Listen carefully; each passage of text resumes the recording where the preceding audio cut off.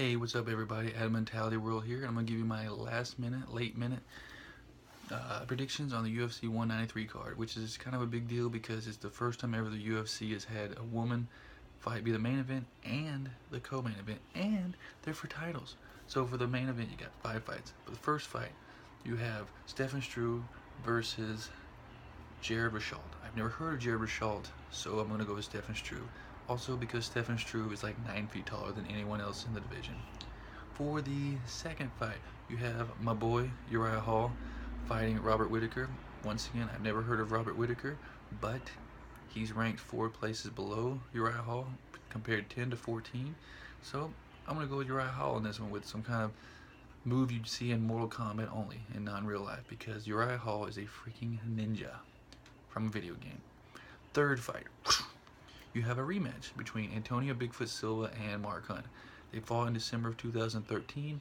That went to a draw, but the biggest difference is that at that time, Antonio Silva was on TRT. Now, when you do TRT, it makes you feel a lot younger because you have more energy, and Antonio Silva can't use that now. So now Mark Hunt is going to be the same age, just 2 years older, and Antonio Silva is going to be like 22 years older. So I'm going to go with Mark Hunt with a KO walkaway. He's going to knock out Bigfoot Silva with his big Easter Island head, and then he's going to walk away. Then for the co-main event for the Women's Championship at 135, no, sorry, not 135, you have Joanna, checka, something like that. Sounds like a bag of chips being opened, or like white noise, versus Valerie Letourneau. I've never heard of Valerie Letourneau as well, but she must be doing pretty good because she's fighting for the gold. So, but I still think Joanna's going to get it because nobody's going to take my belt from me. It's pretty good, Joanna. Checka impersonation, I think. And for the main event. This main event hasn't had a lot of build up to it because there hasn't been any kind of tension because they both supposedly respected each other. And then yesterday at the weigh-ins, for some reason, Holm put her hand on Ronda Rousey's face, pushed her away, and then when they took the microphone to her, she's like, "What's wrong? I just had a little fun." She sounded drunk. And then Ronda Rousey, they put the mic to her. She's like, "Oh, you're fake, blah, blah, blah."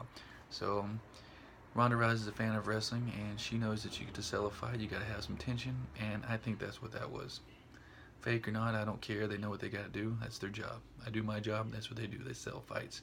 You do that with some tension and people not liking each other. When it comes to the fight, I think Holm is going to be trying to use her length to stay away from her, kind of box her and kick her, try to kick her in the head, knock her out.